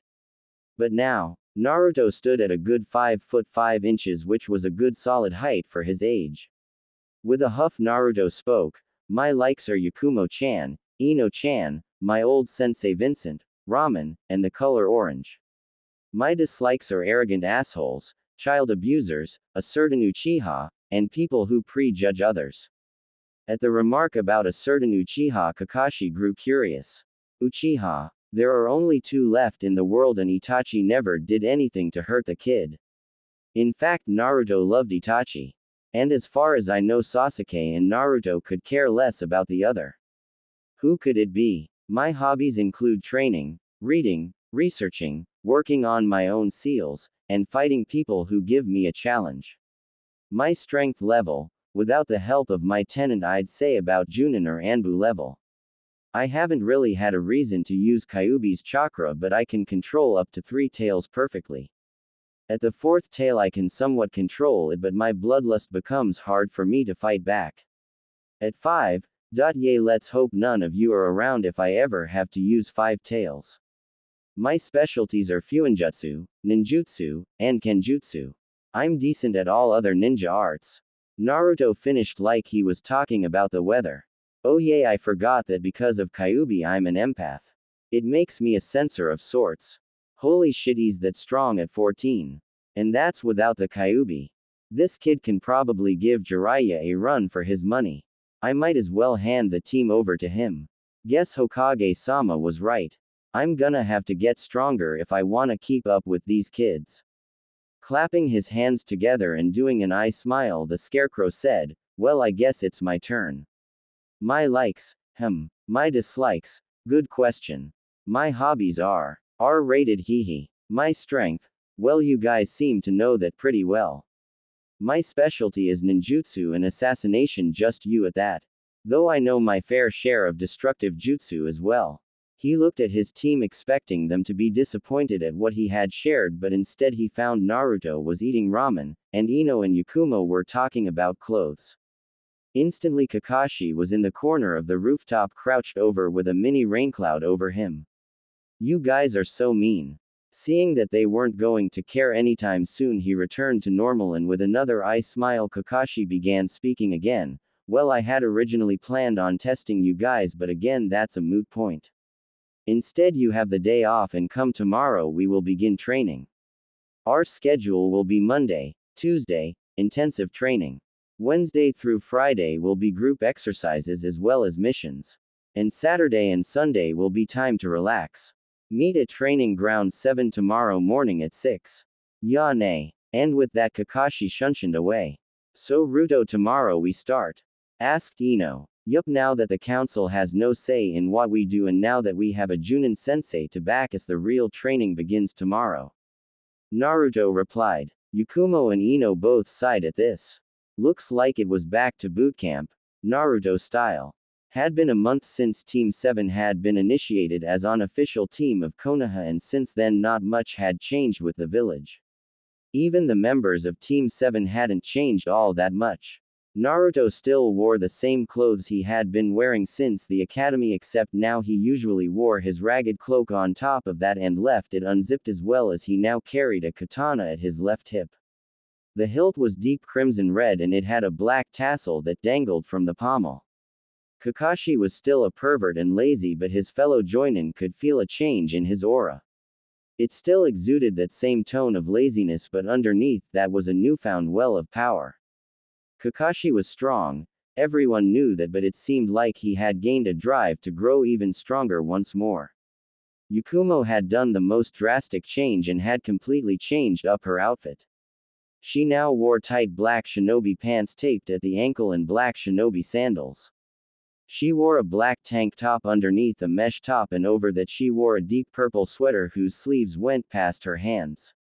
Hidden in the sleeves were seals Naruto had drawn that held senbon, kunai, shuriken, and her paintbrushes. Those same weapons were covered in various poisons that Ino had actually made especially for her. Some of them kept her victims awake longer, knocked them out, paralyzed them, or straight up killed them on the spot. She had taken to covering her mouth with her sleeves, yes, just like a certain Arankar from Bleach when talking. Ino had stayed pretty much the same, except she now carried 2 scrolls stacked on top of each other at the small of her back. One scroll contained various types of poisons meant for enemies. The one underneath that one carried assorted medical supplies should anybody need her assistance. At first the training had started off rather bumpy as the 3 genin were trying to get comfortable with Kakashi and vice versa. Once that bump had been passed, training went off without a hitch. Not even the Hokage knew exactly how strong the team was, as all Kakashi was willing to share with him was that the team works seamlessly together as a unit and each of us has grown in some way. This of course bothered the man to no end, as the one of the reasons he had wanted Kakashi to be their sensei was to have an insider of sorts. He highly doubted that they were thinking of anything close to betraying the village, but still he wasn't comfortable not knowing how strong his soldiers were.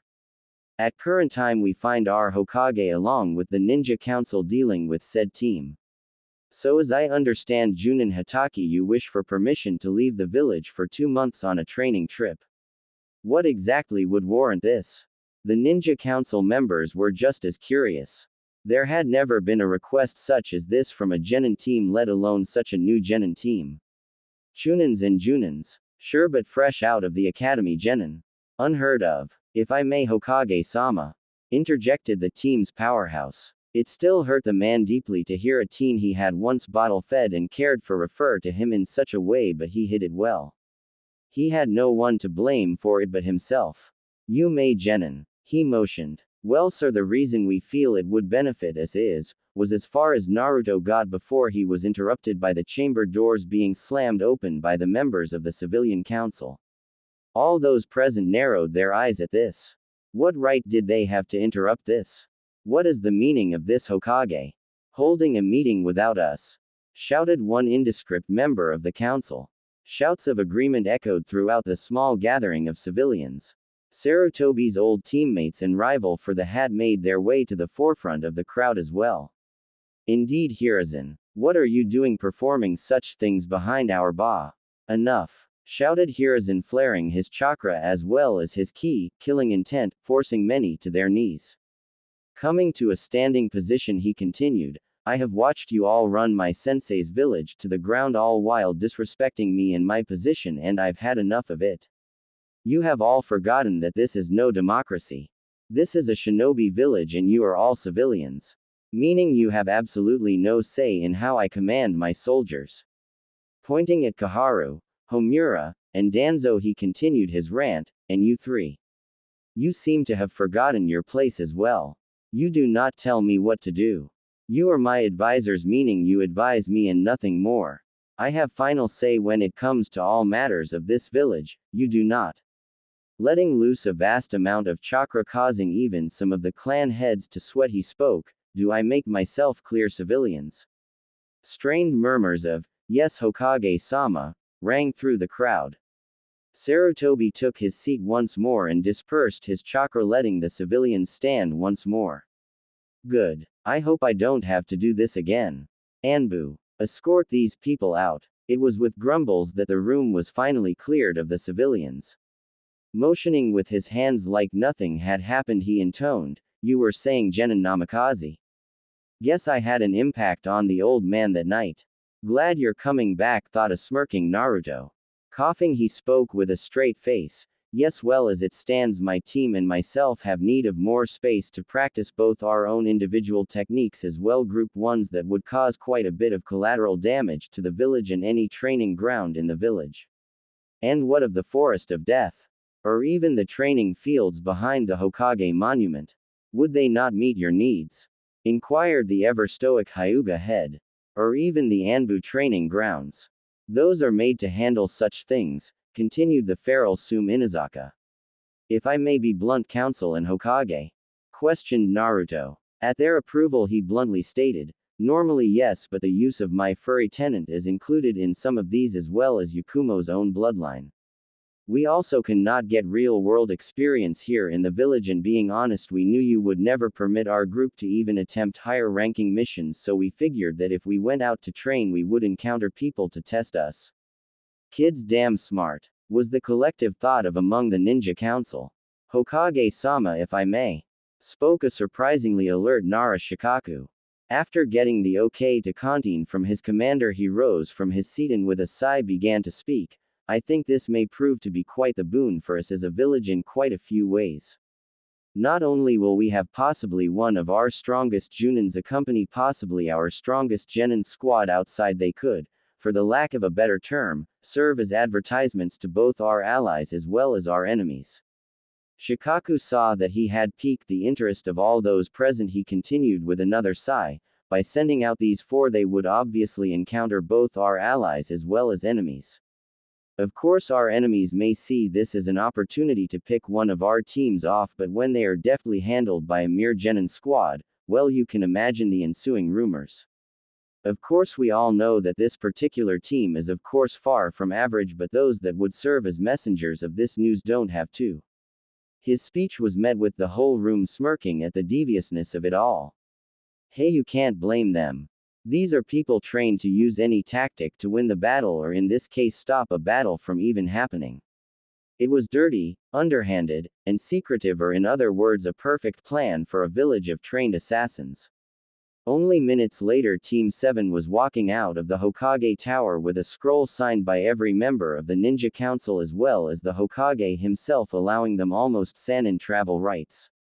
It was weeks later we find Team 7 sitting around a campfire after having returned from gaining the bounty of yet another overly missing nin. This had been taken care of by Ino personally. He had said something about her being a bimbo and the rest of the team knew to let her handle it. It was only by sheer luck that they had been able to save the head from being melted by a corrosive acid the Yamanaka had injected into the man, via a rather uncomfortable place that things should not be injected into. Within the span of a few weeks the team had managed to grow even more as a team thanks to them not having to worry about endangering any innocents. The only innocents that suffered were the poor innocent trees they slaughtered on a regular basis. Of course they had been able to work on individual skills some, but the whole purpose of this trip was to get even more comfortable with each other and be able to more easily be able to not only coordinate their individual attacks but also their team attacks. Those same team attacks ranged from small jutsu use and taijutsu combinations to joint jutsu combinations on a massive scale. As individuals they were strong and fearsome, especially Naruto and Kakashi, but as a team they were nay undefeatable. They had finally found out where Naruto stood without the help of his tenant, and he and Kakashi were currently tied for wins and losses in their spars. Said spars looked more like battles to the death that had actually given Ino quite a bit of valuable experience in healing various burns, cuts, gashes, broken bones, and several other otherwise life-threatening wounds. Naruto of course needed no help in that department. It was a topic that had actually piqued Naruto's interest. Whenever he had used even the smallest amounts of Kyuubi's chakra in the past, he always felt the telltale signs of said chakra beast's bloodlust and anger, but when he was healed he felt none of that. With that in mind he had elected to use today's solo training time to get some questions he had answered. Entering a meditative state he soon found himself in the sewer that was his mind. It had become quite clean in recent years due to his new outlook in life and all, but no matter how good life was going for him it remained a sewer still. The waters had lowered until they merely looked like a puddle, the walls looked much cleaner, and the pipes that represented his chakra pathways shined a bright bronze. The young Uzumaki followed the pipes and the huge source of power to the open chamber where the strongest of the Biju resided. Of course, being a massive construct of chakra didn't take away from the fact that the Kyuubi was still a kitsune, which is why our hero currently finds the snoozing form of the fox. Naruto now had a dilemma on his hands. He had to find a way to wake up the massive fox without ticking it off. If he pissed it off, then he would get zero answers and be booted from his own damn mind. For as old as the fox was, it still acted like a teenager. Either that or the fox was affected by the person it was being contained in. Naruto paced back and forth with his hands folded behind him, trying to think of a good way to pleasantly wake up the sleeping furball without getting chewed out. After 5 minutes of pacing, Naruto snapped his fingers. We're talking about a giant fox here. What better way to wake up a giant fox than with a giant rabbit? Using the fact that this was his mind to his advantage, the blonde imagined a fluffy white bunny, except on a much larger scale. And with a poof, said image took physical, mental, it took form. The thing was almost as big as him. He sent it into the cage, and the next thing he knew was he had giant bunny blood splattering all over him. Gross. Looking up, he saw the Biju grinning at him as it cleaned the blood from its fur. Well, well, my host, that was a good little treat. Lowering itself onto its haunches and resting its head on its front paws, it looked at its jailer with a bored look. Now you woke me for some reason or other. I may be in a decent mood, but I would much like to get back to my nap, so if you would please hurry. Naruto nodded. Right, well, I just got a couple of questions you may have the answers to. Noticing the fox looked just the slightest bit more interested, he continued. Well, I know that because I have you stuck in me, my empath sense has become something akin to radar. I was just wondering if that would be passed down along with the Uzumaki vitality and all that. Well, yes, it would be possible. It would require some work on both our parts. You are correct. I am the reason the sense was heightened to unseen levels, and it's that very reason that should you mate with a female, normally the offspring would not be born with the power. I would have to pump some of my own yoki into your sperm, infusing them with said yoki to make it possible. The blonde teen nodded at that. It made sense. Had he not had the Kyuubi, he wouldn't have the power in the first place. The only thing is that the child will not have it anywhere close to your level.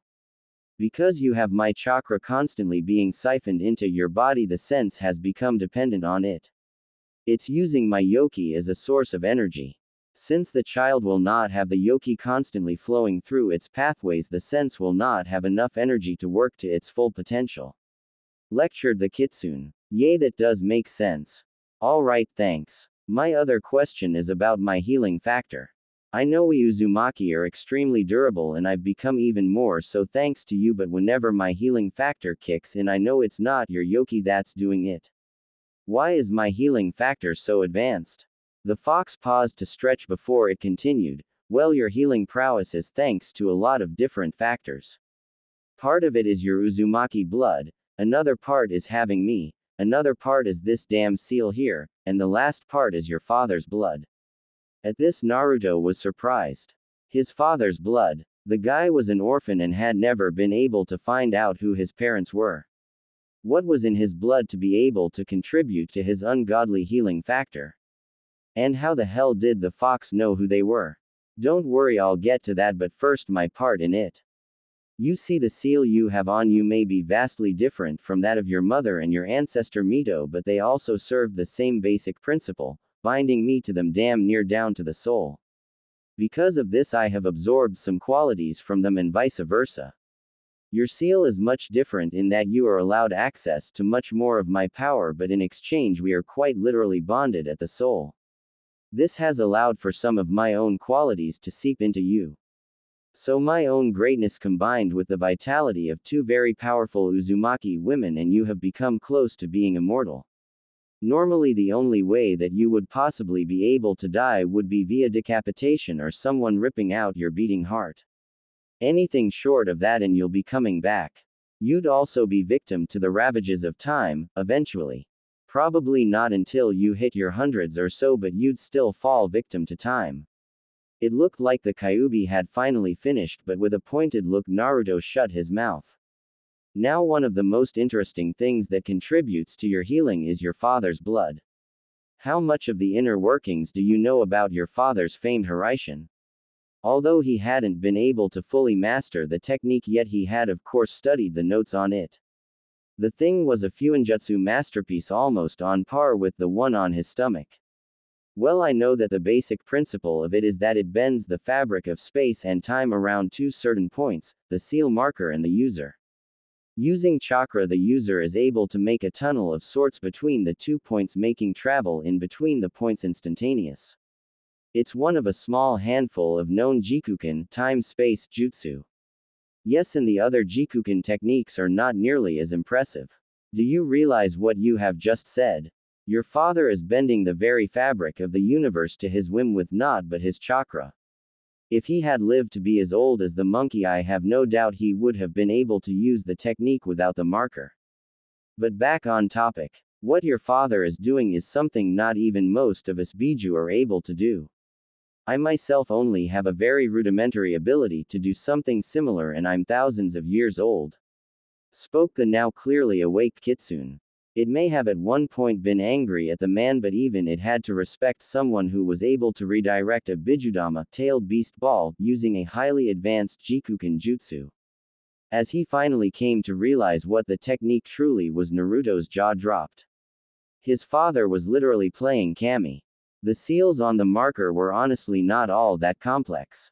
He had been able to understand a chunk of them after a couple of months and all of them after 3 years.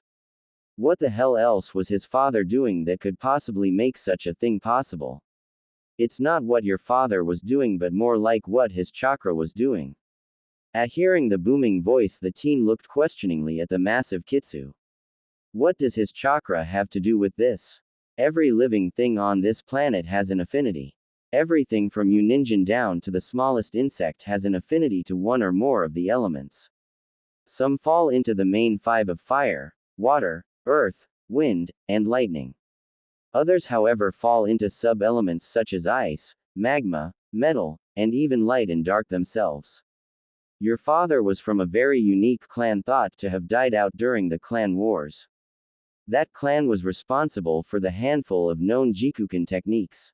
The Namikaze clan was a clan feared by many for their jutsu and their affinity to Jikuken. Others looked at them as demons, as they believed only the gods should be able to mess with time and space. Eventually the clan grew too full of themselves and attempted to time travel and plane jump. They failed, and the backlash caused by that failure cost them more than half of their numbers. The other clans heard of their weakened state and pounced. Soon the clan had been erased from the annals of history for fear that others would attempt to recreate their techniques. Only someone the age of your Shadaime would have any kind of knowledge on that clan. Naruto sat there awestruck. He was not from just one clan that had been wiped out due to fear of their strength, but two. But what made them so special? I mean, what gave them their affinity to Jikuken? I myself do not know of their origins, as they had been around when the Rakudo Sennin was alive. However, I do know that their chakra had special properties. Much like Uzumaki chakra grants the user vitality and endurance, Namikaze gifts them with dense and powerful chakra. Their chakra was so thick and strong they could bend the universe as they pleased. It's that very chakra that allowed your father to invent the technique that gave him his name, and it's that very chakra that now runs through your veins. But how does that affect my healing? The Namikaze clan were like the Uzumaki in that because of the properties of their chakra and blood they were harder to kill than the average human. With the Namikaze, their cells reproduced so rapidly and for so long that they had become near invulnerable to the destruction of time.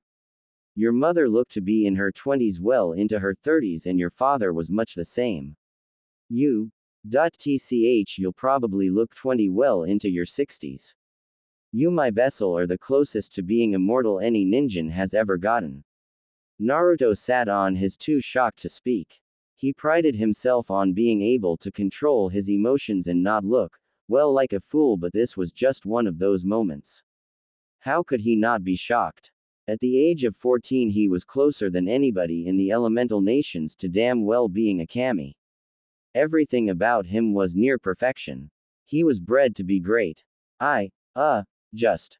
Naruto sat there gaping like a fish. The Kitsune's sweat dropped. Maybe it had said too much in one sitting. Coughing into its pause, it continued, "Yes, well, that may well be a very intelligent response in the making. You would do well to remember who is after you and who else would come for you if they knew what you do. You may have the potential to even equal me, but without the training to use any of it properly, that's all it will be, potential. As it stands, you are indeed strong, but nowhere near the level of those who would see you dead or under a microscope." Still too shocked by all of it, Naruto merely nodded with his mouth still wide open. The sweat drop the kitsune had returned much larger this time. "I'll leave you to cope then." And with that, Naruto was ejected from his mind.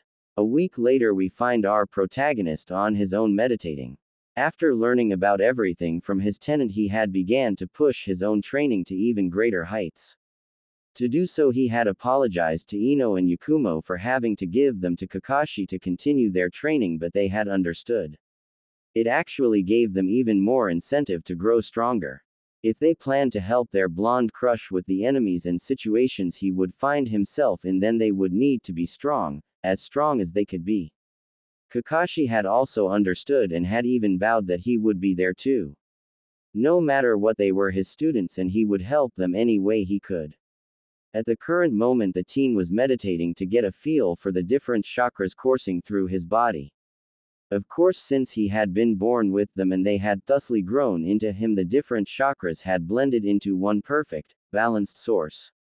He could still, however, feel the different qualities his chakra had. It was like Namikaze, Uzumaki, and Kyuubi's yoki were rivers that all flowed into the lake that was his chakra. To begin to truly use the powers of each, he had to be able to differentiate between them all. Using Namikaze chakra to do an Uzumaki technique may end less than pleasantly for him. It struck him as odd that chakra had a feel to it, an emotion of sorts. Maybe he was the only one able to sense it due to his empath powers, but nonetheless it was there. Maybe it had something to do with the chakra itself. Maybe it was like blood in that it carried parts of its originator, his ancestor. Bah, I'm getting off track here. Okay, so let me see. Naruto thought as he searched through his chakra pool. Anger, malevolence, power, and superiority. That's definitely the fuzzball's yoki. Life, vitality, and energy. That's my Uzumaki chakra. Now where was as far as his thought process went before he felt it. Holy. This feeling. Strength, dominance, force, what is this? Is this how Namikaze chakra feels? It's, ah, screamed the blonde as he squeezed his eyes and held his head. Might controls everything. Without it you can't protect anything, not even yourself. Echoed a rumbling voice in his head. Who the air you. Get out of my head. Screamed the blonde in agonizing pain. Who or you. There is room only for one in this kit's mind and I am it. Leave here, no. Foolish kitsune. You hold no power over me. Be silent. Inside the cage we see the great Kyuubi ramming the gates of its cage in an effort to help its vessel. With a mighty roar the kitsune unleashes 5 tails of its power, letting it flow into every crack and crevice of its prison. Kit, was the last thing heard from the mightiest of the Biju. Who are you and what do you want? Yelled the panicking teen. He could no longer hear, let alone feel the Kyuubi's presence. Calm yourself, child. I am not going to harm you or that beast. As for who I am your ancestor. I am Yamato Namikaze. Now where could those flowers be? They shouldn't be this hard to find here, spoke a beautiful teen. She had a porcelain face complemented by the dark hair that framed her face. She looked to be about 16 and had the curves to prove it. Those said curves were somewhat hidden by the pink kimono she wore. She carried a small wicker basket on her right arm as she leisurely strolled through the forest. Now I could have sworn I saw some of the flowers I need when we walked through this path. Where could? She stopped her train of thought abruptly as she saw the destruction of the forest. Trees were either burned, sliced clean, or some combination of the two. The ground was no better as it was cratered as if it hit by a small meteor shower. Venturing further into the destruction she saw who she thought to be the culprit in a meditative pose. It was a teen around her age with wild blonde hair that fell around his head in gentle spikes. The teen was currently shirtless, showing her what kind of training he did, and boy was she blushing. On his lap sat a beautifully crafted katana with a crimson-red hilt and a length of black cloth hanging from the pommel. "You know it's kinda rude to stare at someone shirtless, miss," spoke the teen. She eepied before she chuckled in attempt to regain some composure. "Yes, well, I was merely, admiring your sword," and immediately her mind shot to the gutter. "If he's that toned up there, I wonder if, no bad Haku, I mean, well, what happened here?" She nervously asked. Chuckling, the blonde opened his eyes to reveal the most beautiful sapphire blue eyes she had ever seen. He rose from his position on the floor to show that he was a couple inches taller than her. He grabbed his ragged black cloak from a hanging tree branch and threw it on, leaving it unzipped. He walked up to her carrying his blade in his left hand lazily. Each step he took closer to her, her blush grew darker. An arm's distance away, he lifted his hand to offer a handshake. "My name's Naruto. Naruto Uzumaki Namikaze," spoke the blonde Adonis, with his foxy grin plastered on his face. Slipping her hand in his, she nervously chuckled and said, "Haku. Haku Momoichi."